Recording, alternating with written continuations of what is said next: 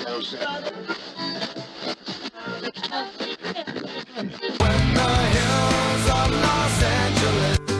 Angeles, I'm and most high for the night. She goes to California, oh, California. What you say about Los Angeles? LA got the people saying,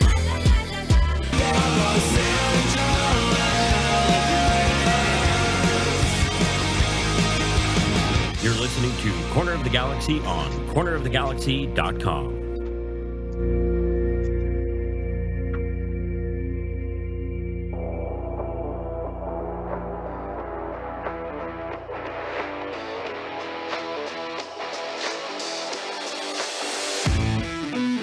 It's time for another episode of Corner of the Galaxy from the Box, the show that gets you behind the scenes of the LA Galaxy and into the minds of soccer reporters and MLS experts. Your hosts for the day are Corner of the Galaxy's Josh Guesman and LA Times soccer reporter Kevin Baxter. Let's start the show. Hello, everybody, and welcome to Corner of the Galaxy from the Box on cornerofthegalaxy.com. I'm your host, Josh Guesman, coming to you on a Monday, May 24th. The LA Galaxy, a 3-0 loss to the Portland Timbers. Not exactly the way that the Galaxy wanted to go up there. The red card obviously playing a huge role in this game. We're going to discuss the red card. We're going to discuss the game, tell you maybe some good things that we saw from the game, some bad things. Also, international break coming up rapidly after the Galaxy plays San Jose this weekend. So some players will be missing this weekend. Maybe some players will be available that we didn't think would be available as well. In order to help us do all that, it's the Panda himself, Mr. Kevin Baxter. Kev, how's it going, buddy? All right, how are you? I'm doing good. I'm hanging in there. Hey, did you ever watch the old English comedy show Monty Python Flying Circus, or watch any of the the movies they made? Are you a fan of Monty Python? I watched like just a little bit for not a very long time ago. Maybe I've seen memes probably more than anything else. It was a little before my time. Yeah, I was going to say a little before your time, but I mean, those guys were so great. I was actually reading some stuff about them today, and John Cleese, who's one of the main actors in Monty Python, is kind of one of the founders. It turned out growing up in Somerset, he was a really gifted athlete. I guess he was a really good boxer. He was very good at cricket. And I just started thinking, what if he took up soccer and got to be really good at soccer? And then he could have signed, like in Serie A with Italy, he could have signed with Parma. Then he would have been Parma John Cleese. What was that what I was waiting? Was that what you were waiting for? That was what you warned me ahead of time to make sure I had the drop ready? Is that was it, huh? You know, the best dad joke I think I ever heard, though, it wasn't even a dad. It was Mrs. Panda, Miss Panda, where she when she said it, she didn't even realize it was funny until afterwards. We saw this documentary about Marcel Marceau, and he actually worked in the French Resistance during the war. And after I watched it, I said, "Man, I never knew that. I never knew he participated in the war." And she said he didn't talk about it much. Yeah. Oh. Always good. All right. See, Comedy maybe gold. Maybe we should have her on the show more. Yeah, more. And she knows way more about soccer than I do. So yeah, I think you should probably do that. That's good. Well, let's see everything here at the Guesman house. By the way, Kevin, why don't you refresh your camera and see if we can get it to unfreeze a little bit? We've been having some fun little difficulties today on the live stream, just trying to get some things up. We're about 5 minutes behind where we normally are, but we here in this household are in complete and utter sort of packing and trying to get ready for our trip that leaves this weekend to go back east. My wife and I just decided and just realized that not only have we never gone on vacation with one child, but we were deciding to do it with two, and so we said maybe that wasn't the smartest thing for us to have done. This is great. You're going to get the family truckster and do the whole National Lampoon Vacation thing. Go to Wally World. Yeah, I don't think that's in the cards for us. But yeah, we're gonna give it our best shot here as we go. But yeah, just to give everybody a heads up, that means the schedule for next week, basically after the game on Saturday, and Larry Morgan will be covering the game for Corner of the Galaxy on Saturday. After that game on Saturday, basically we'll be off. I think for 3 or 4 shows somewhere in there. I put the schedule up on cornerofthegalaxy.com. If you click on the live live show button there, you can sort of figure out where it is and sort of how that goes in terms of just trying to figure some stuff out on our schedule. But the good news is that the LA Galaxy don't play a whole bunch of games at the beginning of June. In fact, they don't come back until June 19th. So whenever the Galaxy are done playing on Saturday, it will then be a break for everything, and the break will then go all the way until they come back on June 19th, right, where they play the Seattle Sounders. And if you're keeping track at home, that means that full capacity is expected on June 19th as well. And the LA Galaxy were one of the first teams to sort of kind of almost announce it whenever they gave season ticket holders a little more than 30 days of the heads up that was like, hey, we're going to start charging you again because we expect there to be full capacity on June 19th. Well, now we've seen that they've come out and made the official announcement. We got a press release last week basically saying, again, that they're expecting full capacity to return on June 19th. That's with the governor expecting to open everything up on June 15th. So that's where we sit right now with the LA Galaxy and what we're trying to do. So it's going to be an interesting week here, Kevin. Are you ready for? Oh, by the way, it looks like you organized your vacation around the international break, and I know that you did not. So I did not. Anyone that's giving you credit for that. By the way, did you know my microphone? The company that makes this microphone you gave me, they're the sponsors of Austin FC. I think we need to get rid of this. It's a different one. It's a different company. Yes. And a quick internet search would have figured that one out there, Kevin. Way to be the investigative journalist that you are. Yeah. Different company altogether. Nothing slips by me, boy. I'll tell you. That's I knew that somehow. I knew that. So anyway, so that's where we sit right now with the LA Galaxy, sort of getting ready for things. We are. Let's see here. The other big news that was sort of about today, in particular, on this Monday, is that season tickets went on sale again. 2021 season tickets went on sale today. So if you are interested in season tickets, if you want season tickets, then this is your chance to get season tickets. Because you can certainly, once again, have your seats reserved. I know this is a big thing. We've been seeing, Kevin, on our ticket exchanges and everything that's been going on our Discord and things like that. We've been seeing that there's been a whole big, huge demand for all of these tickets, but obviously there's a very limited supply. So this game against San Jose, everybody's looking for tickets. Everybody wants to go, but there's only 7,193 people who actually have those tickets, and without that, that's sort of where we sit. Are you ready for full capacity? Because I have to admit, I'm not, and I don't know what my fear is. I guess I'm just not comfortable with that yet. And I watched, when you watch SportsCenter, you see the highlights from places like Texas, the baseball highlights where a home run goes into a packed grandstand. It just doesn't. I don't know. It scares me just to see those pictures. I guess I'm just not comfortable with it yet. But the funny thing was, I've talked, up in the press box, we're kind of isolated from a lot of the stuff anyways. And we're not really crowded in there. It's not like you're in the stands where, you're rubbing elbows with other people. But I have talked to some fans, and some of the ones I've talked to are not ready yet either, but for much different reasons. They like the idea of being in these little family pods with space on both sides where, their neighbor doesn't get up to go get popcorn in the middle of the second half and they have to crawl over everybody. They kind of like the idea of being spaced out, but I guess it's coming back whether we like it or not, right? It's going to come back. Yeah, and I think it's time.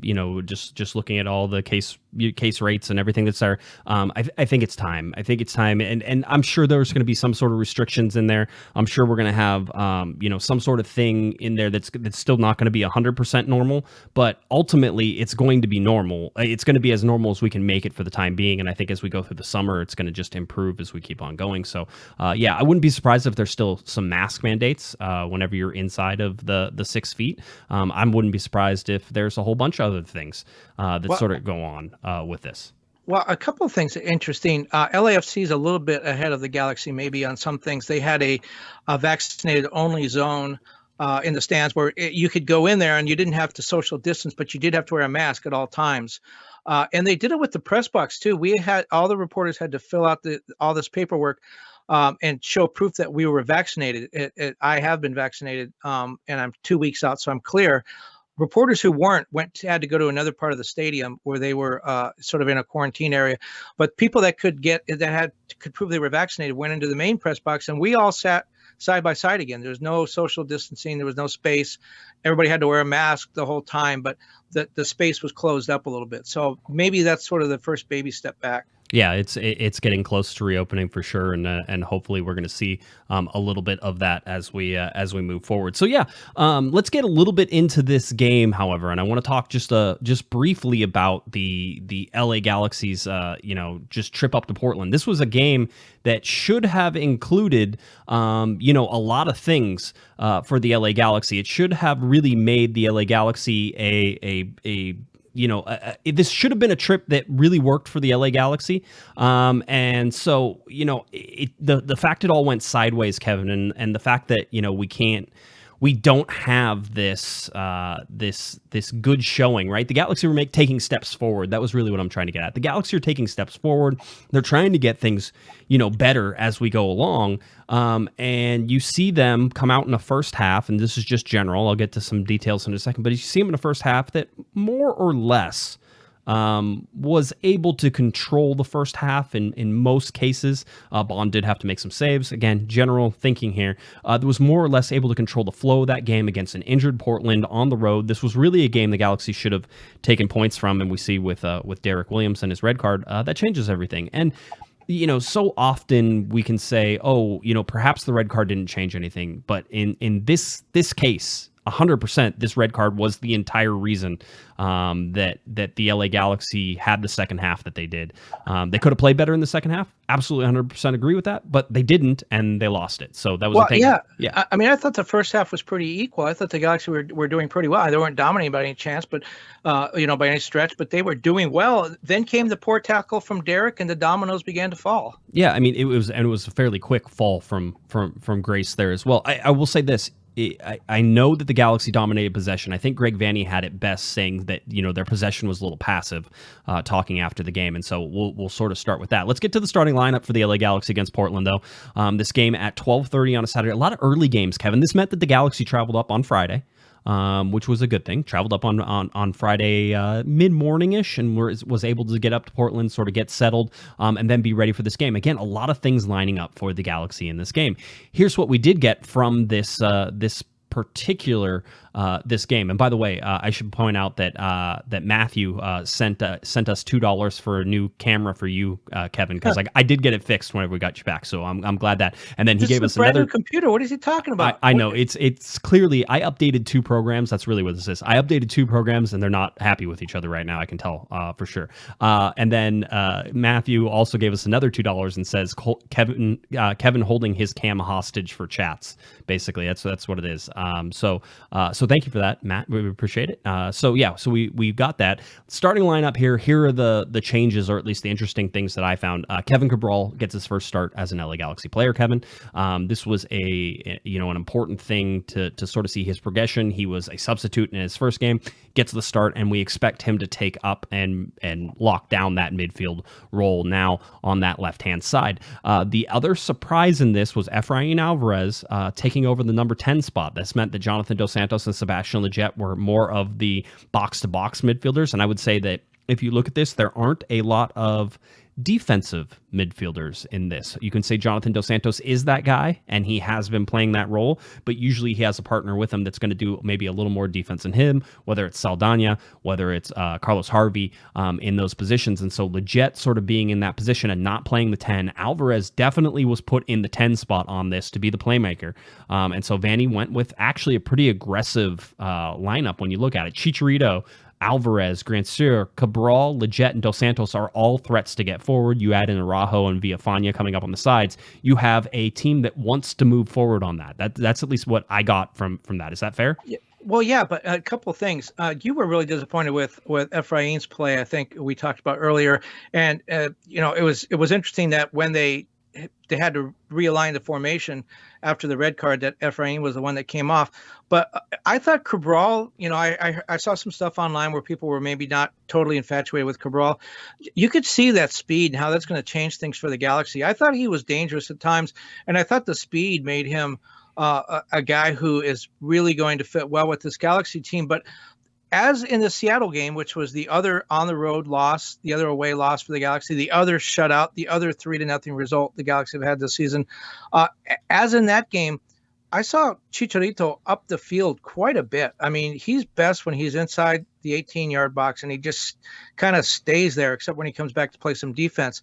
But offensively, I saw him, way up the field a lot. And I don't know how he winds up there. I don't know what leads to that. I mean, you can't see the whole field on TV, so I don't know what sort of drew him there, but that's not where he's supposed to be. He needs to be up front, and they need to get him the ball. When he starts roaming back toward the midfield stripe, that's not a good look. Well, and I will argue that one of the reasons he was dropping back so far was because Efrain Alvarez was not doing his job, which is really trying to control that. There's two things. Either you can look at this as Efrain Alvarez did not have a good game, and it was his fault that a lot of things didn't work for the LA Galaxy in the final third. And I would also put that on Cabral. I'd also put that on Grazier. It's not just on one person. A lot of things sort of happen with this to sort of make that happen. Or you can say that Portland did a very good job, Kevin, of marking Efrain Alvarez out of this game. Now, I do have passing charts, and passing charts show sort of this average position. And what you're going to find is that Efrain Alvarez put himself on a little tiny island in the middle of the field. And whether Portland was able to do that, or whether that was just, maybe that's where Greg Vanney wanted Efrain to play. It's one of those things. It's hard to sort of say, but because he was getting collapsed on so fast, because he wasn't able to turn and make space, then it sort of left Chicharito to come back and collapse into that space that Efrain Alvarez wasn't occupying with any sort of force or conviction. And whenever it comes to Cabral, I have a lot of thoughts on Cabral. I liked his ability to get wide. I liked that he was able to be an open outlet for this thing. And Alvarez had a great pass to him at one point that put him sort of into space and really gave him a chance to go forward. But for Cabral, he has to make decisions. If he's going to go at somebody, and I honestly believe that the Portland defender, whoever eventually kept switching on to him, because I think there was a switch off that was happening on that side, but whoever kept switching on to him was scared of him, was giving him a lot. And Taylor Twellman was mentioning it on the broadcast. He's like, he's giving him too much room. Cabral needs to take it after. And I couldn't agree more. You need to attack that space. And I think Cabral, given some time and some confidence, Kevin, will be that player. But what we're seeing right now is an indecisive Kevin Cabral. And if you're going to be indecisive, you don't know whether to pass or to shoot, then you're going to have the performance that he had, which is a mixed bag. He was in positions to be dangerous, but he was very rarely dangerous, in this game. Well, yeah, Sebastian Lletget talked about that afterwards. He said it's the guy's first game. What do you expect? And there does still seem to be some chemistry problems. You still do see guys breaking the wrong way, passes going behind them. There's a lot of new guys in this lineup, and a lot of guys like Efrain, getting extended playing time they didn't get last year. So I think that's part of the growing pains. But I think you look at the tools, and Cabral has a lot of tools. He just needs to get comfortable with his new teammates and the style of play. Who was your player of the game? I mean, I think it was pretty hands down that even though he gave up 3 goals, Jonathan Bond had a tremendous game. Yeah, there's 2 guys for me. I think Bond for sure had a very. I think he's the best goalkeeper in Major League Soccer history to have given up 11 goals in 6 games. Just the way he's looked and the way he's stabilized the LA Galaxy. I've been really happy with everything that sort of he's shown and done. I think the other guy for me was Julian Araujo, and I've looked at the stats and sort of backed it up again. It continues to be now, I think 3 games in a row, the standout position player. He has been just so solid. One mindset change from Greg Vanney, which was really, hey, we need you to play defense first. That was it. I mean, I'm sure it was more. I'm sure Vanney went into more detail than that. But as he relayed to us, it's really about, we know you have the offensive tools. We're not worried about you on the offensive side, but we are worried about you on the defensive side. So play defense first, and then you can break out on the offensive side. That change has Julian Araujo absolutely looking at some national team call-ups as those come about. We'll talk about that a little bit more as we go. But also, I think shortens his amount of time that he's going to be in Major League Soccer. I continue to believe this. He has been one of the best defenders the LA Galaxy have had since the beginning of the season, and he struggled his first couple of games back, and he was suspended for the first game. But that first 2 games, remember, he struggled. He didn't really come alive, I think, until the LAFC game, where he always gets up for, and he had an excellent game in that one. So for me, Julian Araujo and Jonathan Bond, I don't want to not talk about Jonathan Bond, but at this point, Kevin, don't you think we're at the point where we say Jonathan Bond is the goalkeeper for the LA Galaxy for the next couple of years, unless something drastically changes? It's really funny though, because the Galaxy have a negative goal differential. They've given up 11 goals. I scored 10. I think that's right. Yeah, it is. But yeah, so you look at the numbers, and anybody that's not doesn't follow the Galaxy week in and week out are going to look at those numbers, and they're going to look at I think he still leads the league in saves, and they're going to look at the number of shots the Galaxy give up. I think they give up 20 in this game, a 9 on goal. And they're going to say, wow, this team is really poor defensively. And I'm not so sure whether that's fair. And they're probably going to say, look at this new goalkeeper giving up 11 goals. If you watch him every week, I mean, he's outstanding. It reminds me a little bit of the old Chivas USA days when Dan Kennedy was in goal. And there was one year he was voted he was voted to the second best 11. In other words, he was voted second best goalkeeper in the league. Right. And he gave up like 55 or 60 goals. It wasn't even close. Yes. But his peers recognized that, hey, this guy is really, really good. Maybe you get good when you get tested a lot. I don't know. But if that's the case, Jonathan Bond will probably win the World Cup. Yeah. He looks confident. He looks totally in control. He says all the right things too. I mean, I think as a goalkeeper, it would be super easy for you to just say, I didn't give up those goals. I was on an island. Where were my center backs? What were those guys thinking? He never does that. He always defends his defenders. And I think the defenders want that. They know everybody knows when they make a mistake. They know when they made the mistake. And when their goalkeeper steps up and has their back, I think that goes a long way. Yeah, it does. Also, he is perhaps, and maybe I'm speaking out of turn, maybe somebody, he's the most laid back goalkeeper I've ever talked to. I don't think much bothers that guy, and he always seems to be, like you said, he says the right things, but he's never agitated or upset. He seems to be the calm presence back there. And he even said, I'm not one of these goalkeepers who's going to yell and scream at my guys after they score a goal. Everybody knows they made mistakes. We'll talk about it. We'll get it. But he goes, but I want them to know I have their backs back there. And, to your point, I think that's sort of what he's showed so far. So, I mean, it's fun to watch. I mean, I don't know that the LA Galaxy have had a goalkeeper like this since Jaime Pinedo. I don't think that's unfair to say. And he was a guy who wasn't playing in the English Championship. It's these little diamond in the rough stories, and it's not even he's not a diamond in the rough. Plenty of people would probably like to have had him, and the LA Galaxy landed him. I think that's an important thing to sort of pay attention to. Other teams tried to. 2 others in MLS alone tried to get him. You're right about, I don't know that much about soccer goalkeepers. Haven't spent a lot of time, a lot of them, but I did spend a lot of time around NHL goalies. And the goalies are definitely, a cut apart from everybody else. If ever a hockey player was going to be a mass murderer or live off the grid like Ted Krasinski, the Unabomber, it would be a goalie. They're just totally out there. And so, Bond is sort of he's different from the rest of the team.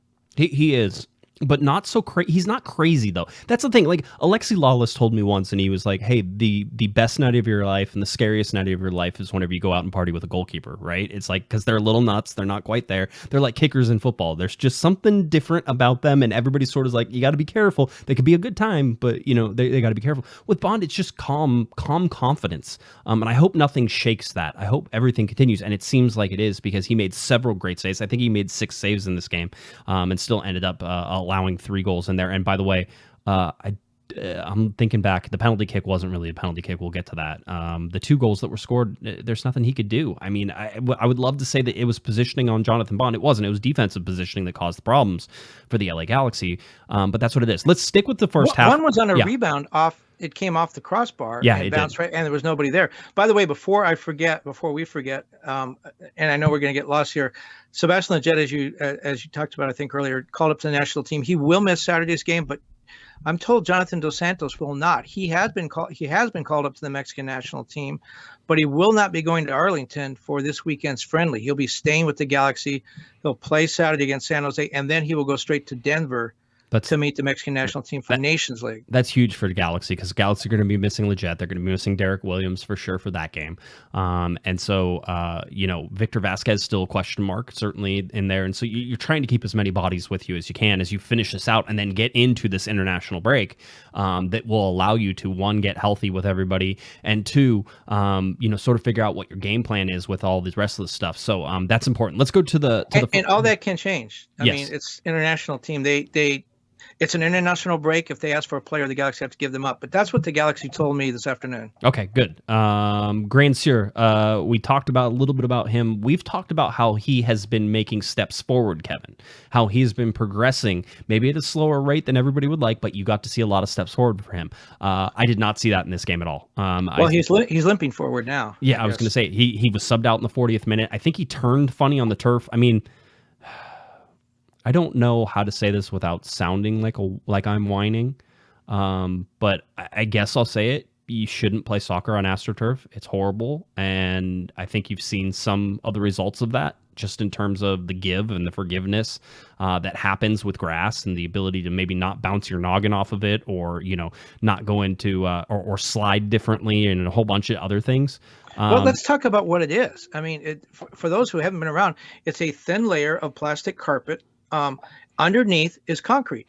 Well, so you're essentially playing on concrete. There's a base under there. There's usually some. It's different than like in the 80s whenever it was, the Astrodome and, the Bad News Bears were getting ready to play. Let them play. Let them play. That was my favorite part. I always got teary-eyed with that. Underrated, yes. The Bears. I agree. But it's better than that now. It's just not that much better. There's pellets in there. There's stuff that can soften the cushion. It's a million times better than it was. It's still not good. There's nothing about it that simulates grass. Watch the replay when Derrick Williams collided with Jonathan Bond, and watch his head bounce off the turf. Ugh. It's again, we're getting to that. I just wanted to talk about Grandsir. He twisted sideways whenever he was going for a ball. You saw him sort of reach down and hold his ankle. The official from the LA Galaxy is that he rolled his ankle, or that there was an ankle injury there. Greg Vanney told us afterwards he doesn't know the seriousness of it. That could mean anything. That could mean Grandsir plays this weekend. That could mean he's out 3 or 4 weeks. You don't know with ankles. Having been somebody who rolled their ankles multiple times in high school while they were in the middle of a baseball season, I can tell you that sometimes you roll it and you're perfectly fine within an hour, and sometimes you roll it and you're still limping 2 weeks later. So it all just sort of depends on what happened to that whenever he rolled it, or whenever he strained it, or whatever happened with that. So Grandsir was a non-factor in this game. In fact, a negative factor as far as I could tell. That's a real step backwards for them. Hoping the injury isn't serious, hoping that he gets back on the field, because I think he was starting to build some rapport and starting to find himself in dangerous spots and starting to really add something to this team. And you wanted to see that whenever you had Cabral on one side, you had Grandsir on the other side. You wanted to see what would become of those two things. So the Galaxy go here, Kevin, all the way through this first half, almost to the end of the first half. In about the 42nd, 43rd minute, there's a ball that goes in. Jonathan Bond comes out, has to clear it. Unfortunately, has to clear it right through Derrick Williams as well. There's, by the way, I would just like to say that Yimi Chara was in there as well. And I'm watching the replay multiple times. I'm saying that Chara got some shoulderage on Derrick Williams and pushed him back into Jonathan Bond as well. So nothing dirty on that. Nothing. It was just a play that everybody's going for it, but certainly probably a foul if you look at it. And so if you look at this, there's some issues with that. But the whole deal. Yeah. You know what struck me about that replay? Yeah, there's a lot going on. You got the Chara thing. You get Derrick Williams, his head bouncing like a rubber ball. Right. Bond reaches over and says something to him and tries to see if he's okay. But while he's on the ground, still kind of reaches over and makes a save. Yes. The presence of mind and the athletic ability and all that entailed. He just took a blow from a guy who is built like a outside linebacker. Yeah.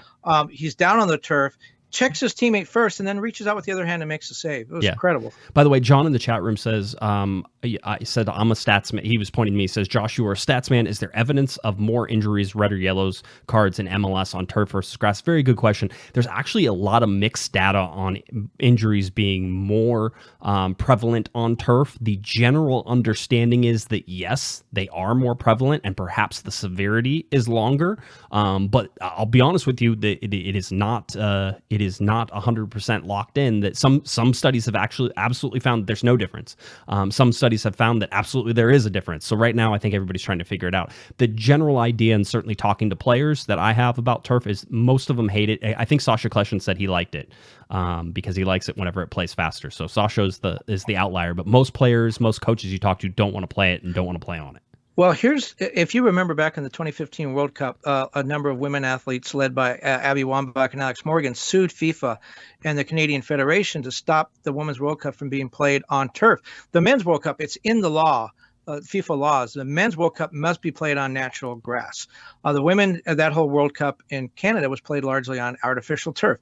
And what the women said in their argument at the time was that the artificial turf plays differently. First of all, the abrasions. When you slide on it, the chances that you're going to have abrasions and get cut are very high. We have an artificial turf field at the local high school here, Valencia High School, and I was talking to some football players, and they said every year, every player on the team gets a staph infection at one point or another because they get abrasions. There's people spitting on the field and all that, and they wind up with infections. So there's that.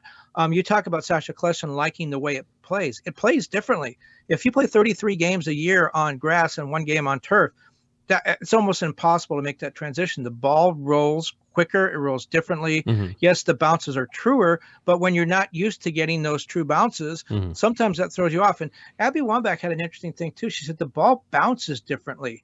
So when you're trying to, reach out and one touch a pass, or even going for a header, a bouncing ball that you might try to head, so the ball does not bounce the same way. And there's a lot of mishit balls, and you see that on corner kicks a lot. Not only the defenders going in for the ball, but just the way the ball comes off the turf. So whether it's good or bad, we can argue that. But does it change the way the game is played? Yes. Absolutely. Oh, yeah. Yeah. I mean, and you saw it even in Portland, where I certainly think you could see some of the passing from the LA Galaxy was not as good as it usually is.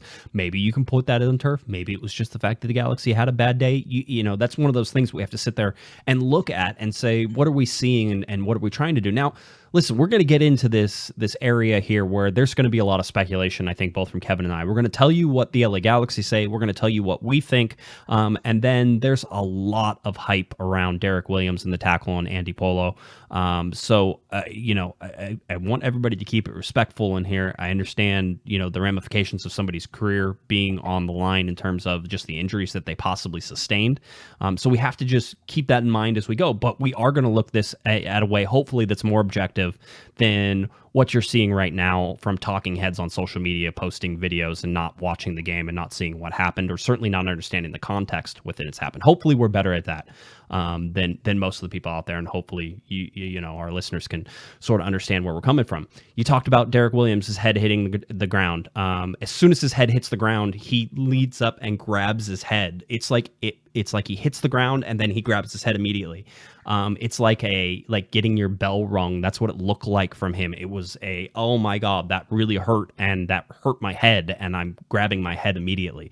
Derrick Williams was looked at. He was assessed on the sideline. Now, big thing here in Major League Soccer. We have independent doctors from Major League Soccer who are supposed to evaluate concussion cases. They're the ones, Kevin, who are supposed to go up to him after somebody comes out, and after the trainers looked at him and said, okay, yeah, we think they're fine. Then this doctor comes over and says, hey, we want to check you for concussion. This person gets to decide things that, basically the team doesn't. So they're trying to make it as neutral as possible. And clearly they want Derrick Williams on the field for this. But it's one of those things where MLS is sort of mandated, and I think rightfully so, that there is an independent party playing a sort of a firewall here from letting a player who is clearly concussed from going back on the field. And in this particular case, Kevin, that independent doctor cleared Derrick Williams to get back on the field and play. It was just seconds really after he got back on the field that this poorly mistimed, totally, mispositioned tackle happens on Andy Polo. I'll tell you right now that I think that Derrick Williams was going for the ball. I think that's clear. The ball goes between his legs, so it's pretty hard to say he didn't go for the ball when the ball goes through his legs. I also think he realized just about the time he left his feet that it was a very bad situation that he had put himself in, and you can see him sort of try to almost pull out of that. That's what I see. And unfortunately, there's not enough time, and Derrick Williams is a big dude, and he goes through Andy Polo, and right now, at least they're reporting, and I don't know how accurate this is, certainly saw it on Twitter from people who should know better than to put out false information, so I will trust them, that says that Andy Polo has knee and ligament damage and could be out for the year. So that's the situation the LA Galaxy find themselves in right now with Derrick Williams. I know you've seen some replays, Kevin. What did you think about the Derrick Williams tackle? Well, I wouldn't. Frankly, I wouldn't be surprised if he is out for a long time. I mean, it looked pretty gruesome. Stuart Holden had something on social media where he said that he wants MLS to take into consideration whether Andy Polo is out for the year. And Damian Calhoun, who does a great job covering the Galaxy for the Southern California News Group, tweeted back, "Does that mean you want Derrick Williams to be out for the year too?" I do think he will get a multiple game suspension. You and I talked about this on Sunday. I think Derrick Williams was out of his mind in the fact that I think he might have had some sort of grogginess, maybe not a full concussion.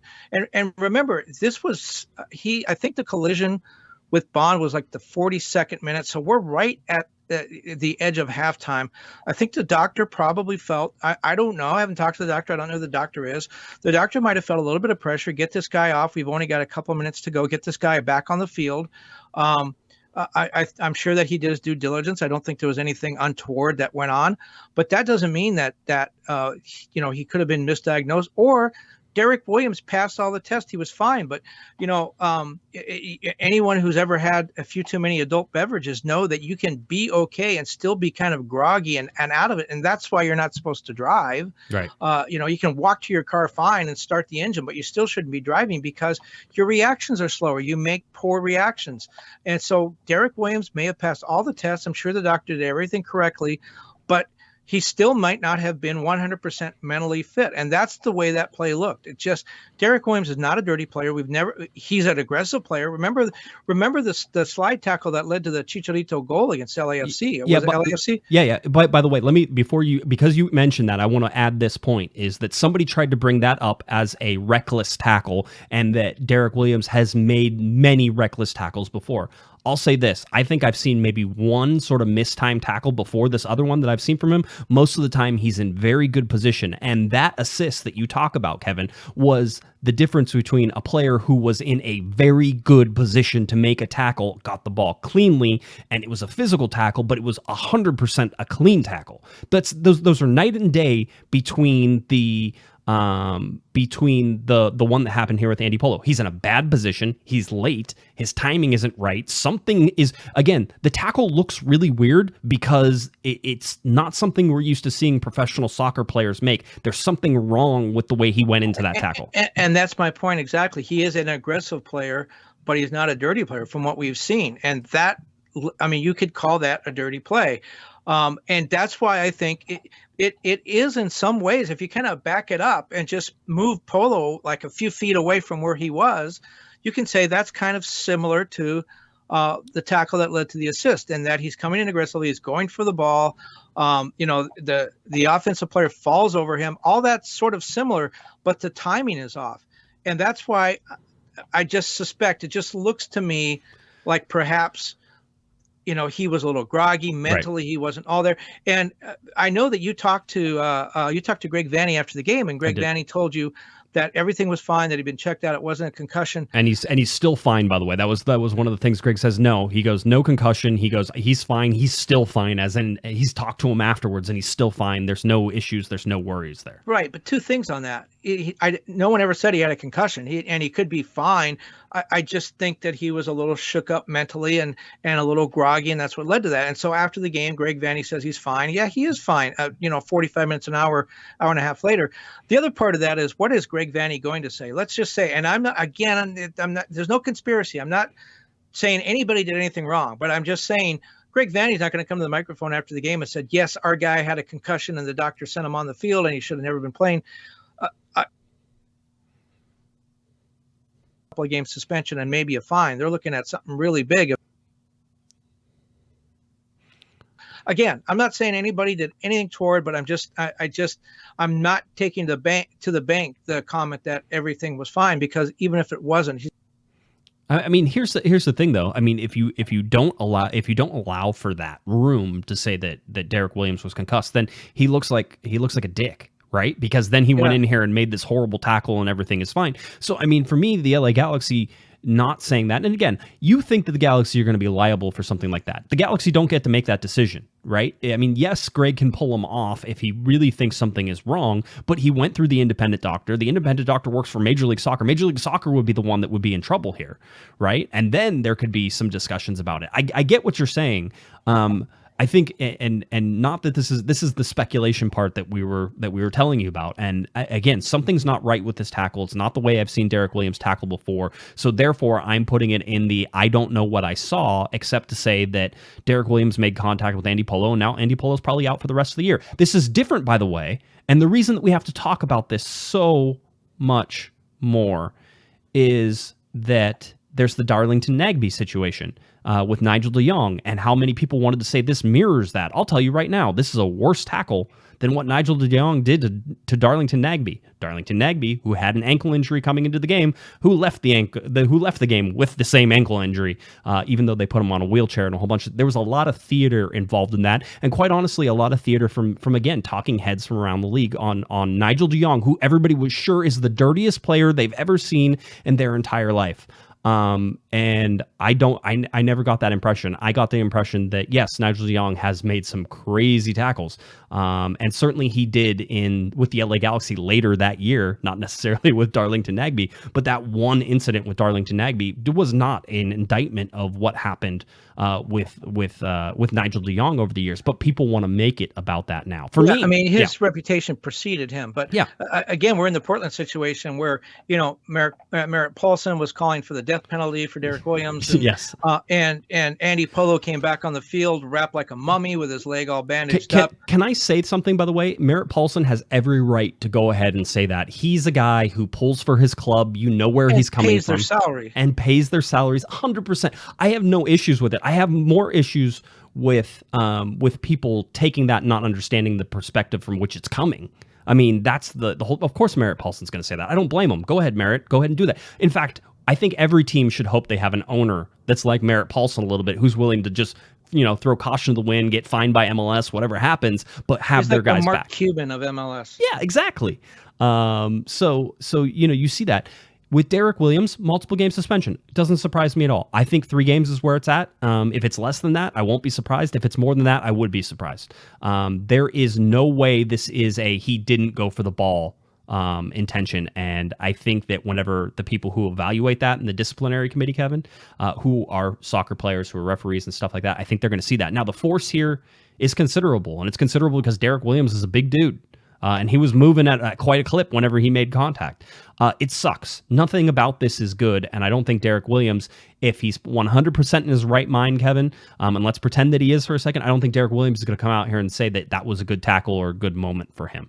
So I think most of the part, you're going to have to sit here and say that the LA Galaxy have to live by whatever this happens. And there's not really much complaining about it. There's not going to be, I don't believe that MLS is going to give quote unquote the death penalty. He's not going to get, was it Brian Mullins who had the 10-game suspension? What's the longest in MLS history? I was looking at it earlier today. It was the tackle on Zakuani that was off the ball late and broke a leg and was not going for the ball. That's a totally different situation whenever you look at what happened on the field, which was very much within the ball was there, the players were there. There was 2 players going for the ball, and they collided. And Derrick Williams mistimed his tackle. Nobody should defend that. Greg Vanney didn't try defending it either. No, and he's a defender, and he said right away, it's a red card every time in every league in the world. And I don't know if you noticed Alan Kelly, the official, he was maybe 10 or 15 yards away, but on some of the TV replays I saw, you can see him kind of off in the distance, and he's still basically jogging after the play when his hands in his pocket.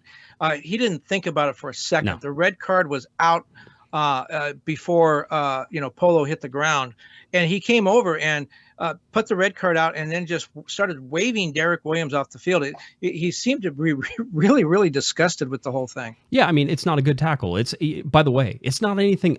Nobody's going to argue that it's not a red card. That's not the argument here, right? And that's again, MLS has weird ways of doing things, but that tackle was actually on instant replay as some sort of controversial play. It's not a controversial play that it was a red card. Nobody disagreed. Nobody would disagree. I don't know why they're even bringing it up, except that they want to show it, so that way whenever they take action for it, they can say, look what we did, we took action for it. He's going to get 3 games. That's what it's going to be. I'm fairly certain of that. And he's a good player. And here's the unfortunate thing. I don't think he's a dirty player. Yes, we're just getting to know him. I think we would have heard a little bit about that, if there had been issues in Europe. We're just getting to know the guy. He seems to be a very aggressive player, but he doesn't seem to be dirty. This is going to follow him, and that's where the sort of online chatter is is worrisome because he's going to wind up with, as you said, a 2 or 3 game suspension, one of the longest in Galaxy history, and that's going to be the sort of the first line of his bio. Derrick Williams, who was suspended for 3 games for a rough tackle in his 3rd MLS game, yada yada yada, and I'm not, he made a mistake, and I'm sure he's going to fess up to it. And you don't hear the Galaxy pushing back at all. Unfortunately, this is going to be, like I said, the first line of his bio going forward. This is always going to follow him. Well, the Galaxy will have some time to sort of regroup a little bit. They'll play San Jose coming up. So anyway, so that's the red card that you have here. Then, no changes are sort of made in that last couple minutes. I think there were about 4 minutes of added time in there, and then you get into the second half. The second half is really where I'm disappointed. I know Greg Vanny was trying, Kevin, and he said, even on the broadcast, he said, I'm trying, he goes, we need to find a way to not just sit back for 45 minutes. We need to find a way to still attack, even though we're down a man. We need to find ways forward. And so he didn't want to just park the bus and do that. Well, unfortunately for the LA Galaxy, some bad defending between DePuy, between Steres, and between Araujo on that backside led to a goal with it, in the 47th minute. So now you're down 1-0. It was an improper, if you really want to look at it, and I went back and sort of looked to see who was at fault here, and there's a bad shift in sort of the back line. There's 3 guys to 2 LA Galaxy defenders on that back post. Araujo has 2 guys. Steres has the guy in front of him who he thinks he's taking. It's really DePuy trying to drop back and shift back on that play. If he shifts back, then Steres can shift back into the guy, and then Araujo only has 1 guy instead of 2. It was a good cross. There's nothing really to say for Felipe Mora there. Buries it, easy goal. Not there. You go almost, just a couple minutes later, or I think in the 60th minute, and you get the one that goes off the crossbar and sort of goes into that, and comes back, and then Mora again heads it in, and then you get the penalty kick. The only thing for me that is disappointing in this game is, one, the LA Galaxy not mounting much of a defensive stand, and how can you after you give up 2 goals relatively quickly in that second half, Kevin? So it's not like you're gonna suddenly have a whole bunch of stuff that the LA Galaxy are going to be able to do. They did have some nice strings of possession, they did do some things, but by that time the game was already over. And then you get this penalty kick, which was never a penalty kick. It's not a penalty kick in any league, in any world. Diego Valeri lost control of the ball, was already falling down, and he sought out Daniel Steres, ran into him, initiated the contact, and fell. There was no way. And the fact that VAR decided to leave it alone, and MLS is playing a VAR game that is much different than perhaps the rest of the world. They've suddenly decided to hang their hat on clear and obvious, Kevin. And clear and obvious can be a very large hurdle to overcome, or it can be a very small hurdle to overcome. It depends on how you view it, and it looks like MLS is going to use the very large hurdle. What it was played on the field is basically what it's going to be, unless we see something that's, oh my God, it's huge. And that's what happened in this. They did not touch this. I think they're reacting to all the offside calls in the Premier League, where you need a microscope to see that the guy is a blade of grass in front of the defender, and then it's an offside goal, and they take that away. There's been perhaps an overreaction on MLS's part, but you certainly hear a lot of people say, let the players play. And that's where I think this clear and obvious thing come from. Yeah, that's the way the rule's written, but that's not the way the rest of the world interprets it. Yeah, I agree with that 100%. By the way, Matt says, gave us a $5 super chat here. He says, with all this backlash, do you think that his style of play, and you're talking about Derrick Williams, will change and may have a drop in form because of it? That's a good point, because he's new to the league. And I mean, I think he's going to look at that and say, that, as Greg Vanny did, that's a penalty in any league in the world. And no matter where I was playing, I was going to get that red card. But he may, that's a really good point, because I wonder if he starts to think, now I'm a marked man. Now I got that, big red A on the back of my jersey, and I got to worry about that. He can't think about it. I know that there's going to be an overreaction at MLS to suddenly label him as dirty. I have news for the Portland Timbers. They had several players who should have been labeled dirty, them playing all those years. Nat Borchers, which we've talked about a bunch of times, almost killed Giassi Zardes multiple times. And then Diego Chara, Mr. Yellow Card accumulation. Maybe he wasn't the biggest guy, so he didn't obviously have this full physical attempt in there. But certainly, listen, it doesn't do any good to label Derrick Williams dirty. He's not a dirty player. It was just a really bad tackle, and you can see that. For me, this is something that he has to put it. I'll tell you right now, Nigel de Jong decided that whenever, and I did a one-on-one interview with Nigel, by the way, super nice guy, really into cars, really into some things, into the NFL, really liked being in the United States. I think he would have been a really good player for the LA Galaxy had they kept him there. But I asked Nigel, are you worried about your reputation coming into Major League Soccer? And he's like, no. He goes, everybody officiates the same way. He goes, but I can't change the way that I play. This is what's made me one of the best players, in the world. And when you think about where Nigel de Jong was throughout his time, I think you could certainly say that, he was one of the better players in the world. He just was very, very aggressive, and he had some bad fouls in there.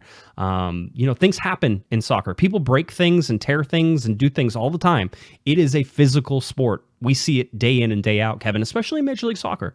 MLS is a very physical league compared to some of the other leagues around the world. So you're going to see injuries. This is unfortunate. It's a bad tackle. The injuries are, devastating to Polo. I hope he's okay. I hope he can make it back. And that's sort of where we're at. You go the 2-3 games and you move on. That's all I can say. Yeah, well, I do think, though, that there are going to be referees that are going to spend a little extra time watching him. Not wrong. Not wrong at all. Not wrong at all, Kevin. By the way, Patrick gave us a $5 super chat. Says, I sure hope Williams doesn't change a thing. He's a stud. I wouldn't expect it. But again, we'll watch. We'll see how it goes. And he's lucky that he has a guy who was a great defender in his playing days in Greg Vanney to help him through this. I'm sure that this was a discussion that Greg Vanney had back in the day with one of his coaches about how, where is the line? How aggressive do you get? And I'm sure he has some wisdom that he'll be able to impart on Derrick Williams.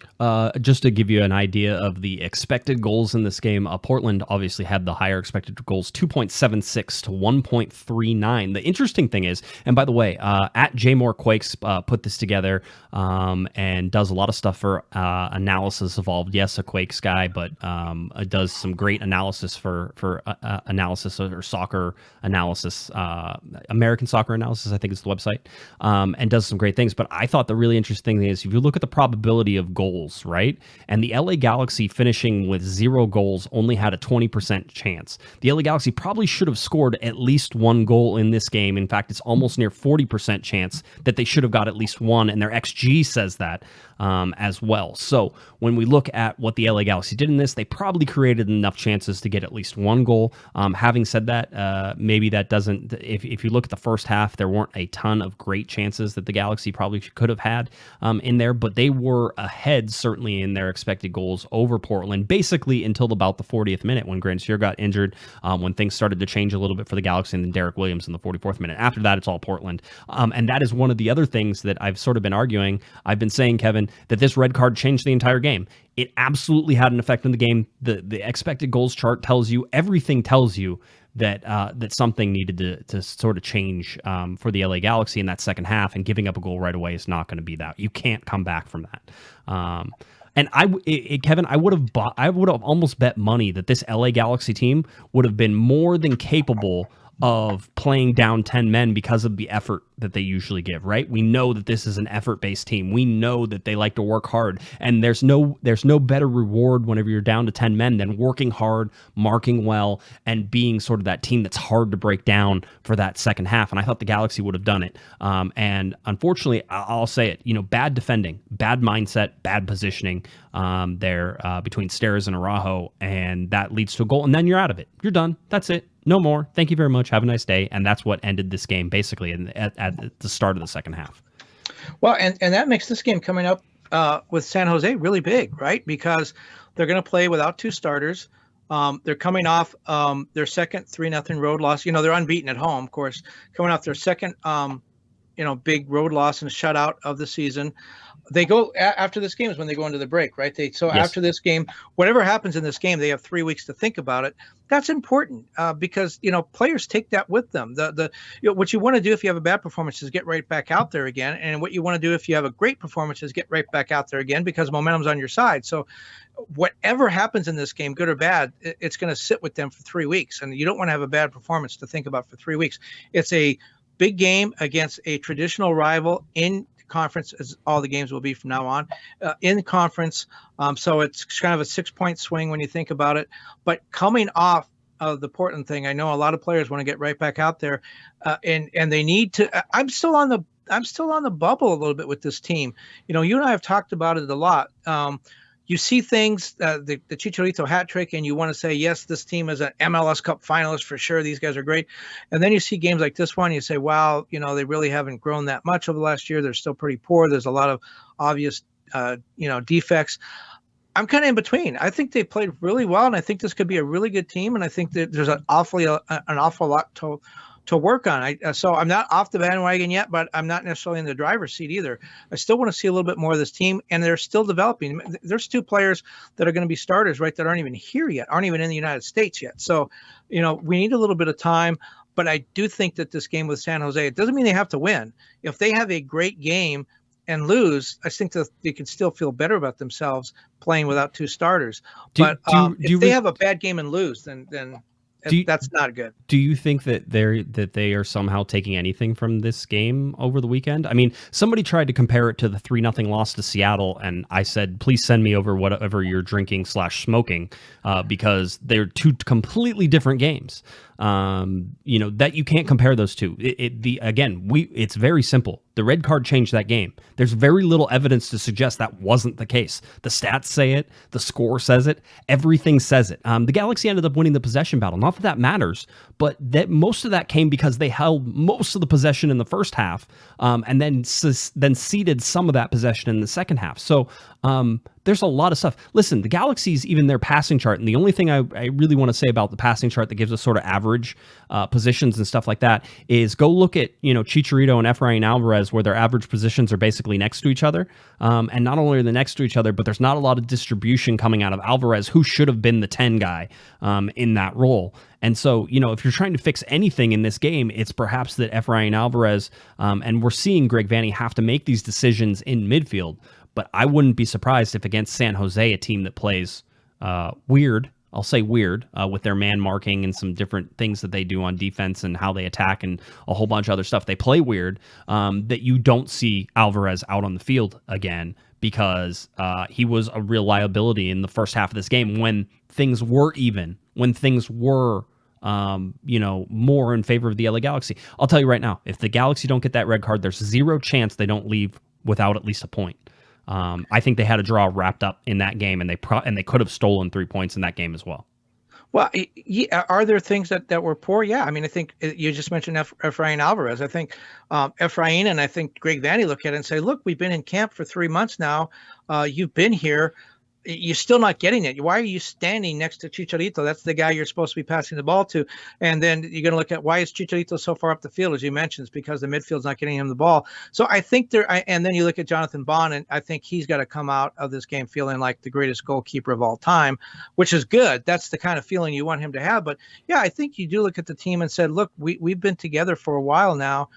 I get the chemistry is still coming, but there are some fundamental things that were not being done the way Greg Vanney is teaching them. And so, yeah, I do think that there is, I'm not saying you tear it up and start all over again, but I do think there's probably a little bit of frustration of, look, guys, we're better than this. We've worked on this a lot. And that's why I'm saying, going into the San Jose game, if everything clicks and they lose, that's fine. But if they have another game where the midfield can't get the ball to the strikers, and the strikers are playing at the midfield stripe, and you have the guy who's supposed to be the playmaker standing next to the target striker. Yeah, I think some of those are going to be things that they're not going to want to be thinking about for that 3-week break. Yeah, it makes some sense. Real quickly to some of the game takeaways that we can look at the start for the LA Galaxy. There was a lot being said, and I think people were a little misinformed, certainly not on this show, but if you hear it in the general context of things of how good the LA Galaxy start was and blah, blah, blah. I mean, technically speaking, now the 2019 season is now a better start to the season than this 2021 season had. And that 2019 season was a team that made the playoffs, but just barely. And, there's a lot of things that you can sort of maybe take in parallel with this 2021 season right now. 12 points through 6 games is a great place for the Galaxy to be. In fact, it's tied for the 6th best start, I think, in LA Galaxy history. So that's not a horrible place to be. It's way better than probably this team, which is still coming together and sort of being, trying to figure out what exactly they are is. It's a good spot. So, again, I think that there's not much you can take from the game in terms of where the Galaxy are. The Galaxy are not as good as Seattle. I think we've learned that. I'll say that they're tied for third. They're in third place. So that is correct. Yeah, that is correct. Tied for third place in the Western Conference right now, 12 points. Again, the 2 teams that are in front of them, Kansas City and Seattle, have both played 7 games. Technically, the LA Galaxy have the 2nd best points per game in the Western Conference right now. There's only one team in MLS with more wins. Seattle's the only one with more wins. Yeah, I mean, again, so there's things that we've sort of seen. And now people can tear down those wins and tell you, oh, well, you didn't play this team very well. You didn't play that team. Well, let's tear down the losses right now. You lost to Seattle, who I think is the best team head and shoulders right now in Major League Soccer. Certainly should be number one on all the lists of anywhere you start talking. And they lost to a Portland Timbers game after going down to 10 men. Those are your losses right now. Both on turf, by the way. Interesting. Galaxy 0 on turf so far this season. Maybe that plays out a little bit differently. But I think they may have to actually go up to Vancouver. Things open up and Vancouver actually goes back to Vancouver. Then they might have to play on turf in Vancouver. Otherwise, they're going to play in Salt Lake City on that grass. We'll see how that eventually plays out. But that's what we got there. Some other things we're keeping an eye on just in terms of designated players, Kevin. So far in 2021, and I have 2020 in here because I forgot to change the chart, but in 2021, we actually have seen the LA Galaxy play the LA Galaxy designated players play 88.3% of the available minutes, which is much better than what it was last year. I think we were in the 60% whenever things were finally done in terms of that. So much better. Kevin Cabral, even the lowest part of that only because he didn't start the first game. He came on as sort of a sub late on there. So the available minutes hurt him a little bit there. But again, Javier Hernandez has played 97% of the available minutes so far. Jonathan Dos Santos, 91% of the available minutes so far. And Kevin Cabral just starting 54% of the available minutes. So something we're watching because we all agree that if the Galaxy want to be good, they need to have all of their designated players on the field for a lot of the time. That's still fair to say, right? Yeah. Okay, good. Wanted to make sure we weren't diverging there. You talked about the goal differential, -1, 10 goals scored, 11 goals against, 2 3-0 losses in there. And what we're seeing so far is if we predict this out to a 34-game total, Kevin, the LA Galaxy right now on pace to score 56.7 goals and to give up 62.3 goals. So we can compare that over years in a lot of things. So 57 goals being scored is above average for the LA Galaxy at 48.7 goals is the average across all seasons for the LA Galaxy. And then if we're looking at the other side of that, and I'll actually have to flip back and forth. So 62 goals was our total on defense, allowing 62 goals. 62 would put them well above average for the overall for the Galaxy along their life. So about 41.4 goals is average on the goals against, and they're on pace right now to give up 62. That feels skewed. That's going to turn around when they get the rest of the French Foreign Legion in here. I mean, a holding midfielder and a center back, that's going to change things quite a bit. You would think it would, for sure. So anyway, so that's just stuff we were talking about. We talked about Sebastian Lletget being called up to the U.S. men's national team for this game in Switzerland. There's in 4 games, basically, he will be playing in, or at least available for and away from the LA Galaxy. 5:30, the game at Switzerland. Sebastian Lletget already departed, Kevin. He's already there. He's already been training. He will not be playing this weekend. You talked about Jonathan Dos Santos not going to Mexico right away, not playing in the friendly, but getting ready for the CONCACAF Nations League finals, which are 6-3, 6-6, and 6-9, it looks like, right around in that area in terms of the dates. And I got these from actually, there's only 2 games. There's the semifinal and the final. Yes, absolutely. You're right. I added the friendly in there that they've added on as at the end of the U.S. men's national team little run here. So they have 4 games: 5:30, 6-3, 6-6, and 6-9. That 6-9 game is versus Costa Rica in Sandy, Utah. That's a friendly game as well. And I think Greg Berhalter's trying to simulate a stretch of games here for World Cup qualifying. Is that what we're seeing? Exactly what he talked about that on a conference call today. That's exactly what he's trying to do. And by the way, this team, it gets lost, all these calls with Sebastian Lletget, just how rare this is and where Sebastian Lletget is. He is the only U.S. national team player to play in the last 7 games for the U.S. By the way, the U.S. is unbeaten in their last 9. They're 8-0-1 going back to October of 2019 when they lost to Canada. So Sebastian Lletget has played in the last 7 for this team.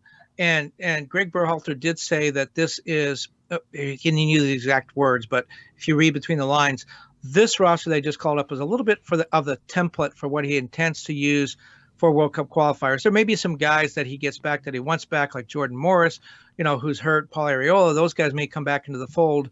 But this is basically what he considers to be his best available first-team roster now. And Julian Araujo, some of those guys, they may get called up for Gold Cup. But this is the World Cup qualifying roster. Only 4 MLS players on this roster.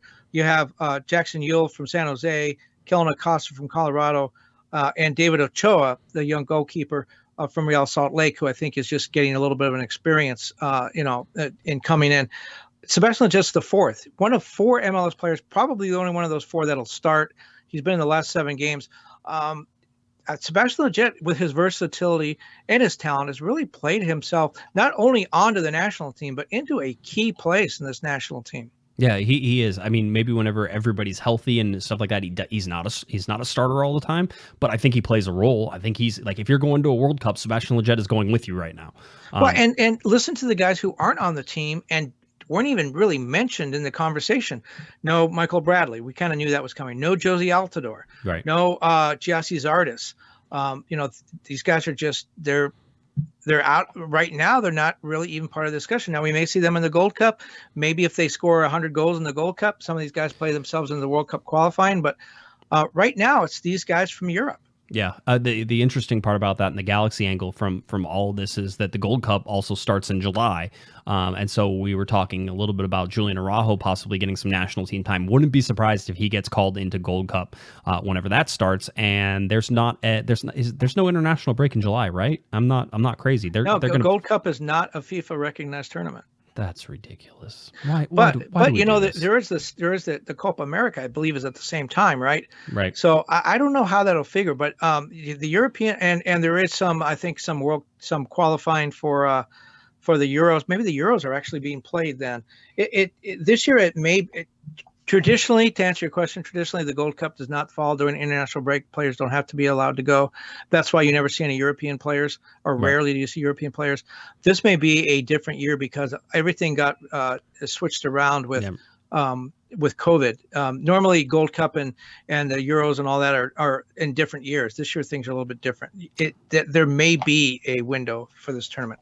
Yeah, just sort of, again, keep your mind on that. I got the schedule all the way down basically through June, Kevin. That was my only job for this particular podcast. Again, Galaxy play San Jose coming up on Saturday, May 29th, then Saturday, June 19th. So they get 3 weeks off. They'll play Seattle on Saturday, June 19th. That's supposed to be a full capacity game, 6 p.m. on Juneteenth there.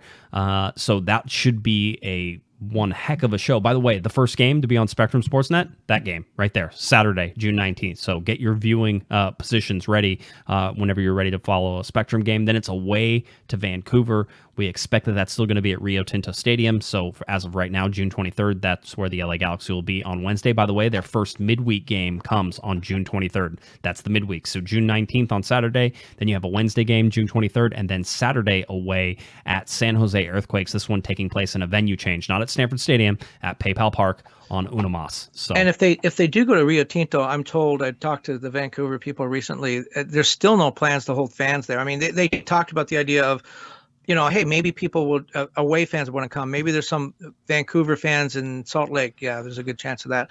But they're not planning to open the stadium. So anyone that wants to go to that game, probably not going to be able to get tickets to that game. It's probably going to, if Vancouver remains in Salt Lake, it'll probably be closed door. And by the way, the penalty, or if you want to call it that, for this 3-week break coming up is the fact that now games are going to start to pick up, and we're going to have a game just about 3 games a week, or 2 games a week at least, going forward, because they're going to have a lot of midweek games coming up. It's an interesting time. If you look at the weekly schedule for the LA Galaxy, basically the team was off on Monday as we recorded today. They've been taking Mondays off, not a surprise, just sort of with the flow of games. It's usually a game on Saturday and a regen session on Sunday, and then off on Monday, and then they come back. So the Galaxy will be training Tuesday, Wednesday, Thursday. Thursday is our media availability call. That's whenever we'll be able to find out the status of guys like Sega Coulibaly, if we haven't figured it out by then already. Guys like Grant Suhr and whether or not he's injured, what he's going to play.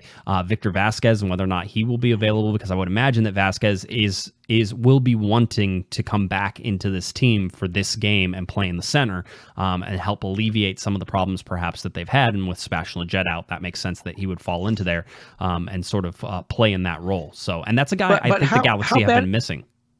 He is. He's very key. But how bad is the injury? Because he's been on one thing. He was on the bench everywhere. He was on the bench last week, not against Portland, but they didn't want to bring him to Portland and play him on turf, right? That made sense.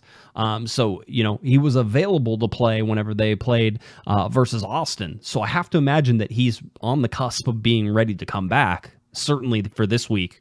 And if you don't get him this week, then you don't, and he gets 3 more weeks off. I mean, and that's the point, is if it's iffy, if it's even a decision at all, you give him the extra 3 weeks, because and on the other hand, if he tweaks it again, he's got 3 weeks to recover. Right. But the idea of, if you don't use him, he gets like a 6-week break. And then he should be strong for the rest of the season.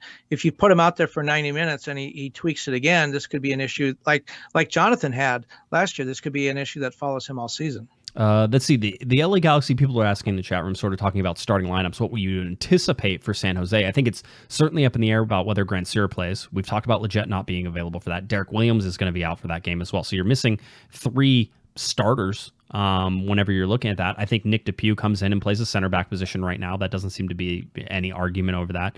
And I think that with a week of playing together again, that they will be able to be a solid back line, certainly with Jonathan Baum back there. And this is how they started the season as well. It's not totally unknown. So you can put that sort of into perspective on some things.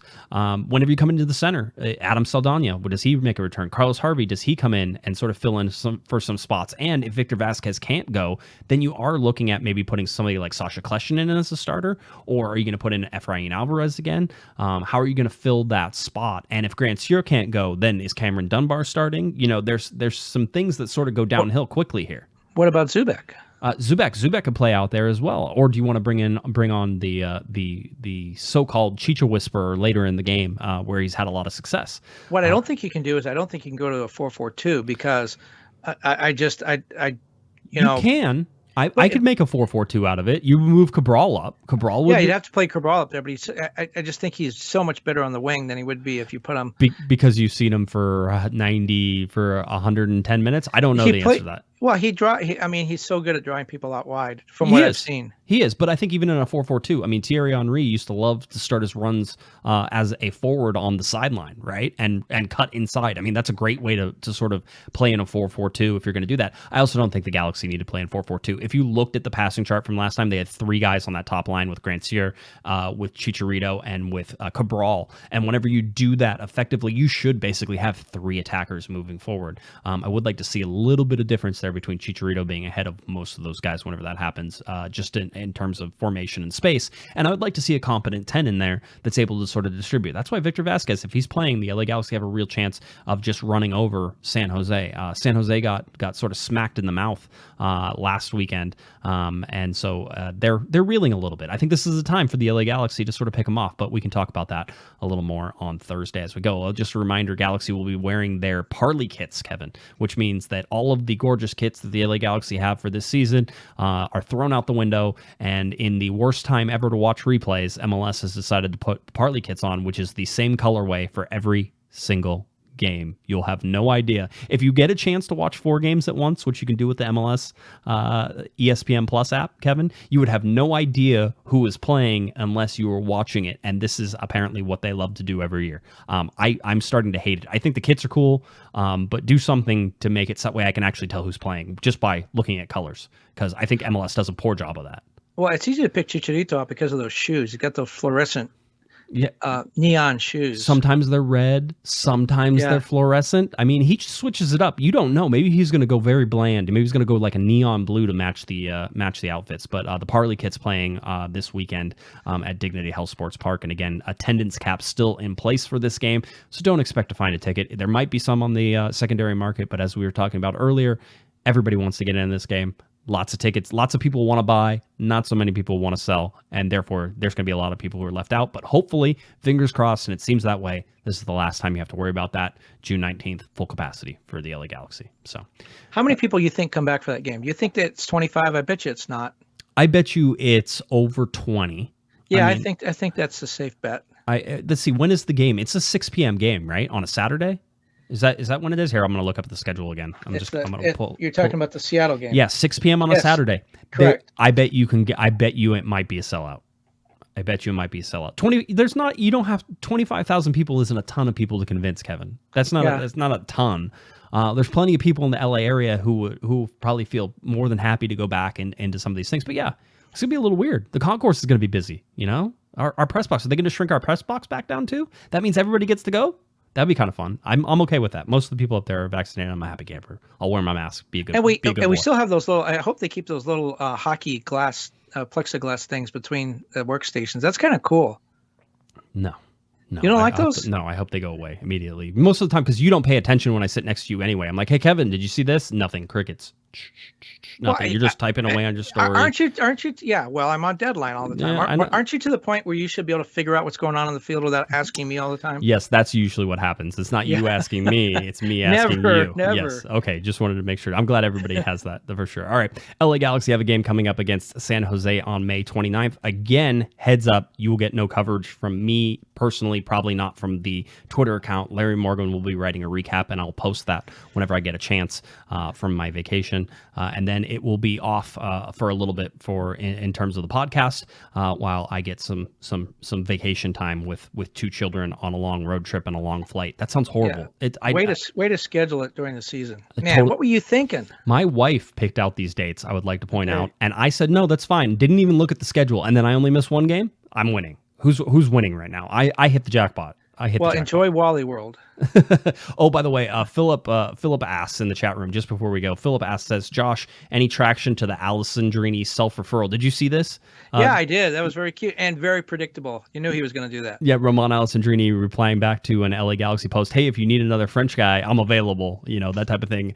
And man, did he love it here? Yeah, he does. I think that's great. I think everybody should enjoy that. And there's absolutely no way that's happening. By the way, it could happen. There's nothing really getting in the way of that besides money and an agreement and some other things. There's some, international things that probably have to happen. But at the same time, it's not happening. I don't see it. I don't think that they have the room for it right now, although it would be fun. It would be fun. It would be. And I think he wanted to become a citizen. He may not need an international slot. And I bet you he would pay them to come back. So the money may not be an issue. I mean, he probably wants some money, Kevin. I don't think they'll pay. I don't think he'll pay. But I mean, yes, I think that you probably still have to pay him around $500,000 to $600,000. This is a guy who was making in the 1.9 range, right in there, around $2 million. So he's about half of what people cost. Yeah, absolutely. So there we go. All right. But Roman Alessandrini is such a great guy. Like, how can you ever not like that guy? There's lots of things happened with his injuries, lots of things that I would say I would have second guesses of bringing him back if you needed to rely on him. But if you don't need to rely on him and it's a guy off the bench, I mean, Bruce made an MLS career out of getting veteran players who he trusted to come off the bench and fill in spots whenever he needed to. So, hey, maybe Greg Vandy can do the same with Roman Alessandrini. That would be awesome. I'd be in favor of that. I'm glad. I'll tell. We'll send a note to Dennis. I'm going to call Dennis right now. That always works. All right. I think that's it. Anything else? You good? You want to talk about John Calif some more? No, absolutely not. No, we're done. Absolutely, 100%. Parmesan Calif. No, not going to happen. All right, if you're looking for Mr. Kevin Baxter on Twitter, it's at KBaxter11. Please head on over to latimes.com where you can find all of Kevin's articles, writings, get his newsletter as well. That'll hit your email box early tomorrow morning on a Tuesday morning, so make sure you do that. If you can, head on over to latimes.com. All right, if you're looking for me on Twitter, it's at Guesman, JGUESMAN, and of course at Galaxy Podcast.